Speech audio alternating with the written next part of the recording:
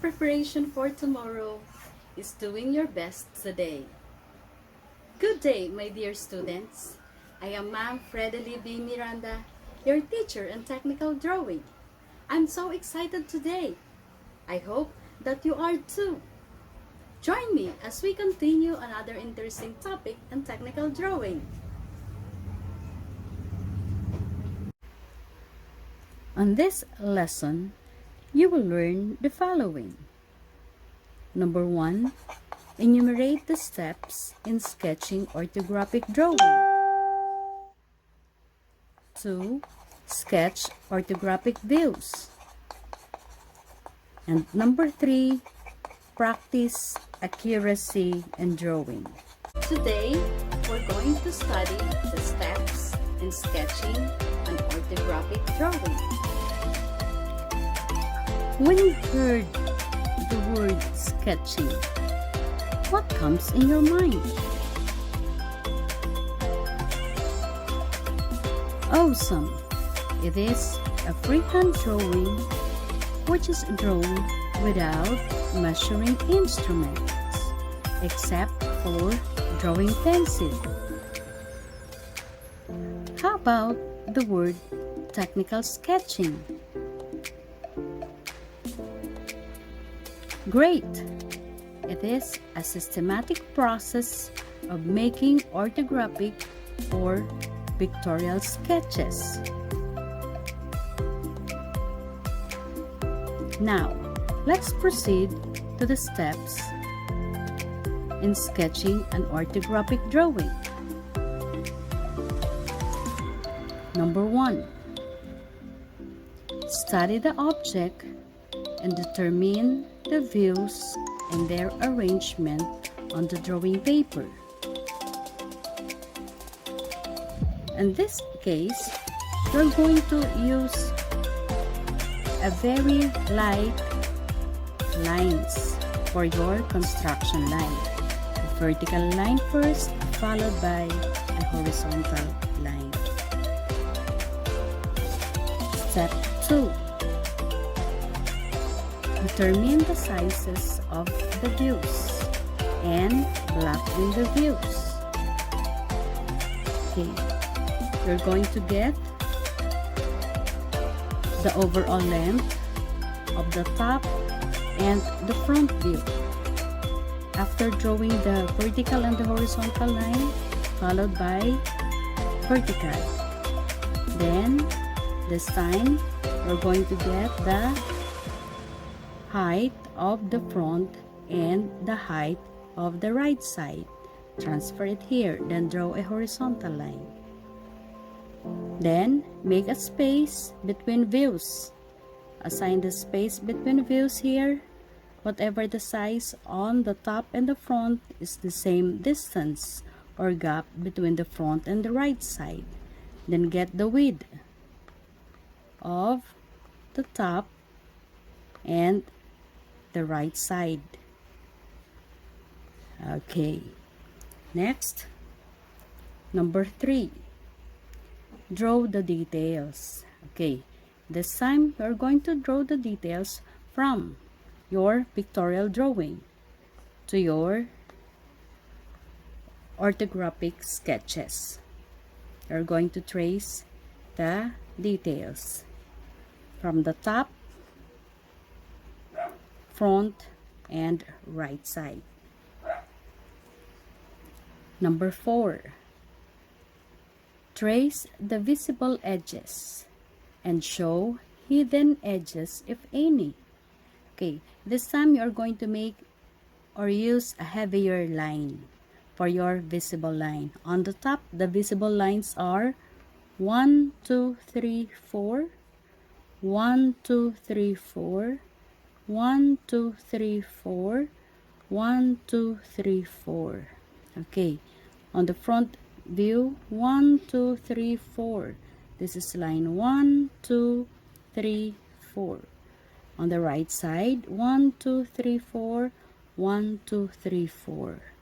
How about the hidden lines? Okay, if we're going to project on the front, this portion is hidden. Therefore, you're going to apply a series of short dashes to show that the part has been invisible or hidden. Okay, the same with the right side. This part is hidden portion. Therefore, you are going to apply invisible line. Okay. Last step is label the views and erase the construction line. Okay. How to label the views? Okay. The top view is labeled on the top of the view. How about the front view? That is labeled below the view. And that is horizontally aligned, the front view and the right side view.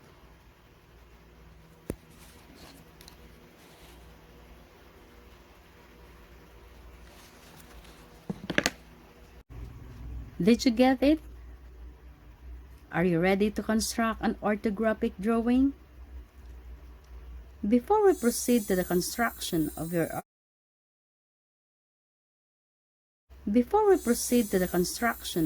orthographic drawing, let us try if you still recall the step in sketching an orthographic views.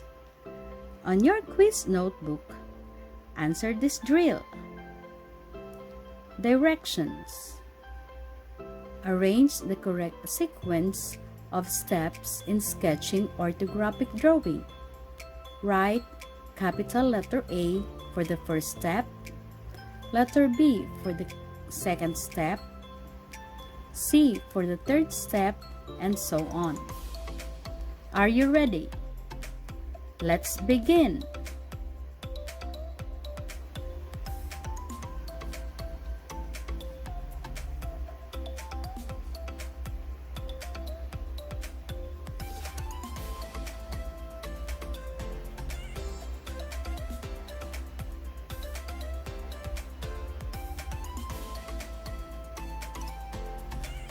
Are you done? Let us check your work. What comes first? Very good. Study the object and determine the views and their arrangement on a drawing paper. What's next? Correct. Draw the details, followed by trace the visible edges and show hidden lines.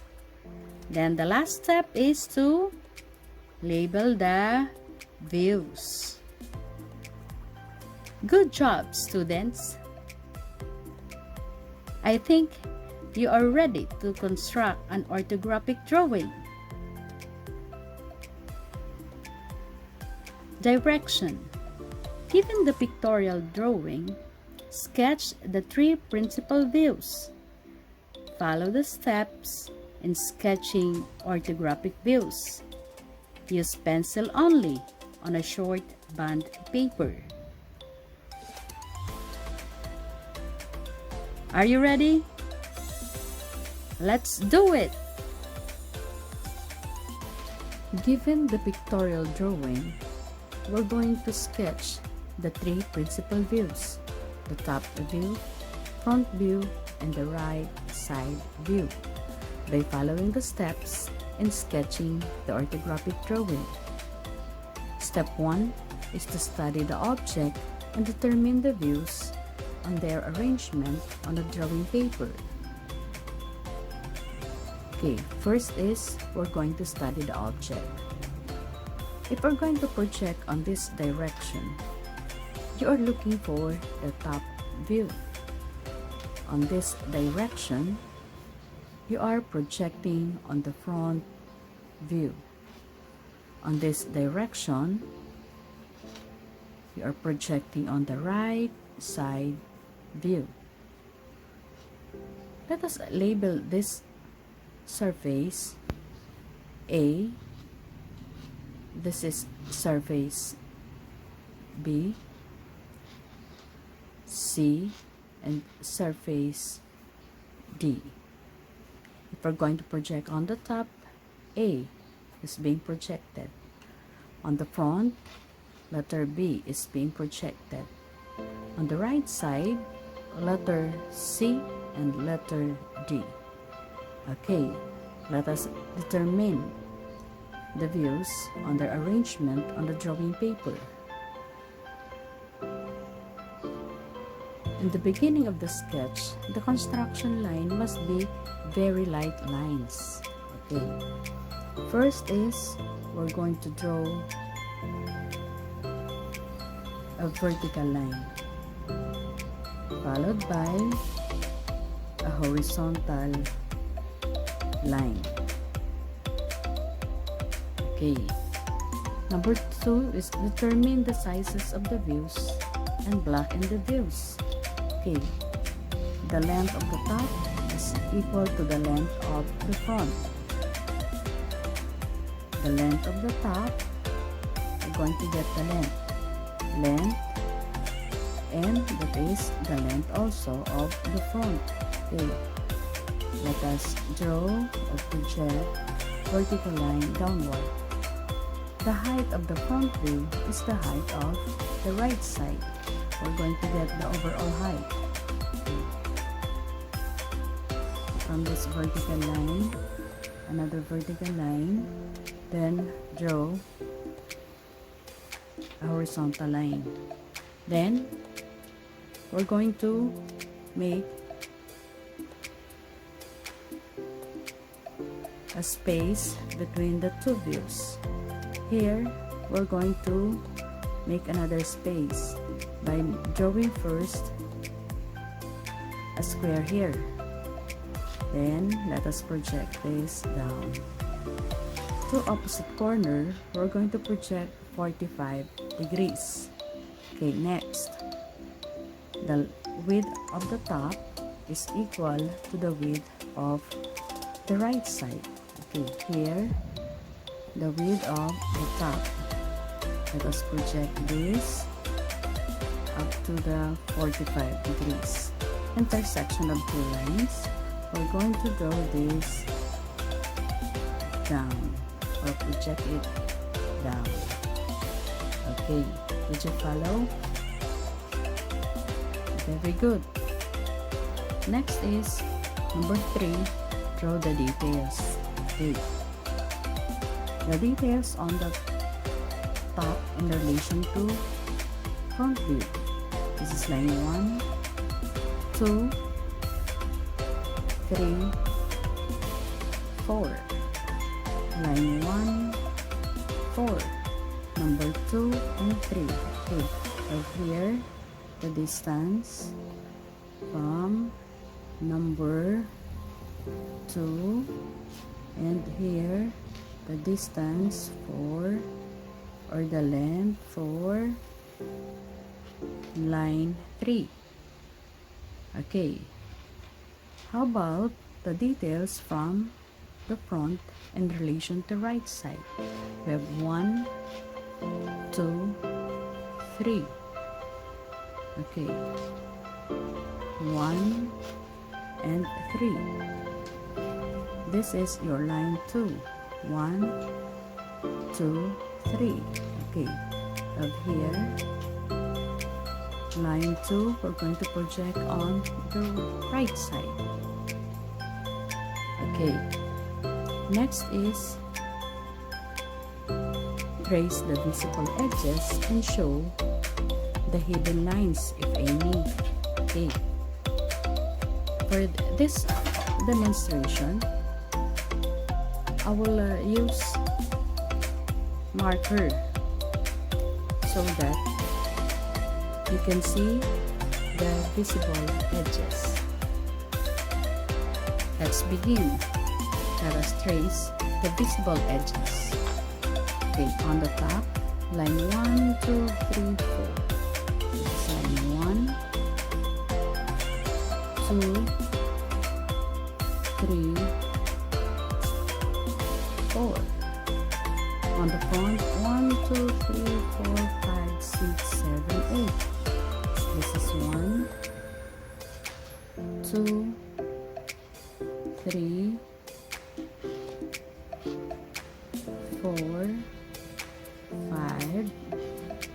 6, 7, and this is line 8. On the right side, we have here line 1, 2, 3, 4 for surface C. 1, 2, 3, and 4. Surface D, 1, 2, 3. We're going to continue this line. 1, 2, then this is line 3. Okay. This time, we're going to show hidden edges. Do you think we have hidden portion on this pictorial drawing? Correct. We have here hidden portion on the top. The projection line here and the projection line here. Okay. In showing the invisible line or hidden portion, we're going to use a series of short brushes to show that the part is invisible. Okay. Next step is we're going to label the views and erase the construction line. Okay. The top view is labeled on the top of the view. Here, this is the front view. The label is below the view, and that is horizontally aligned with the right side view. Then the last step is you're going to erase the construction line. All the construction line that you use for the construction of your orthographic drawing, we're going to erase. Okay. This is now your orthographic drawing based on this pictorial drawing.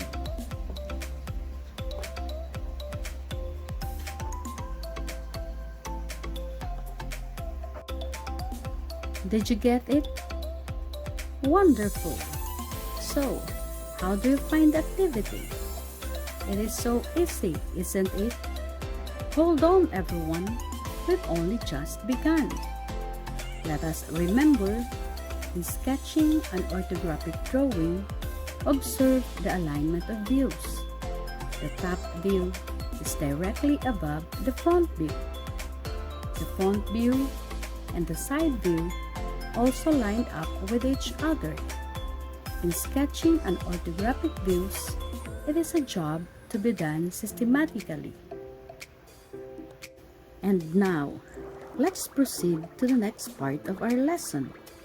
Let us check if you really understood today's discussion. Directions. Answer the following questions and write the letter of the correct answer in your quiz notebook. Are you ready? Let's begin. Number 1. Which of the following is the first step in sketching an orthographic drawing? A. Study the object. B. Draw vertical line. C. Draw horizontal line. Letter D. Determine the sizes of the views.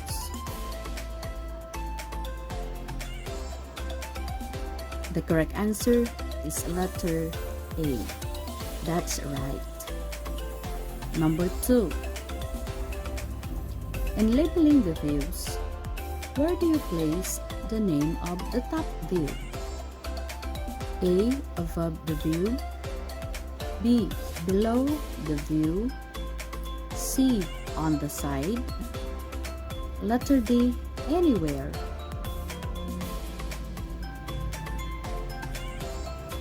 The answer is letter A. If you get it right, that's a very good job. If not, don't worry. 3 more to go. Let's keep going. Number 3. In the beginning of sketching the orthographic, The weight of lines must be A. Heavy, B. Light, C. Medium, D. Very light.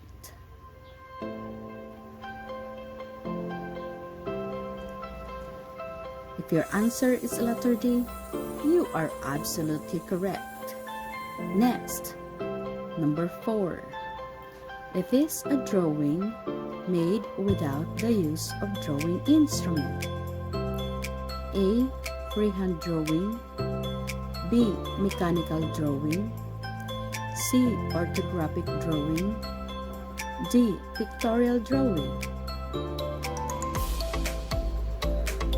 The answer is letter A.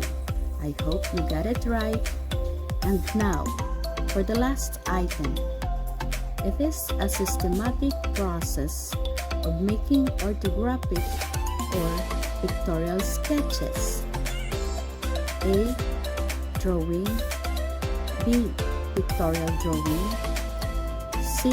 Technical drawing, D. Technical sketching. The answer is letter D. Technical sketching. Everybody did great. We are almost done, students. Before I finally say goodbye to everyone, for your assignment, make a screenshot of this. Directions. Given the pictorial drawing, sketch the 3 principal views. Follow the steps in sketching orthographic views. 1 unit or grid is equivalent to 1 centimeter. Use pencil only on a short band paper. See you on our next video lesson. Thank you so much for staying with me. All you did a wonderful job. Again, I'm teacher Freddie B. Miranda. It's been a pleasure being with you today, saying the best preparation for tomorrow is doing your best today. Keep safe, everyone. Bye.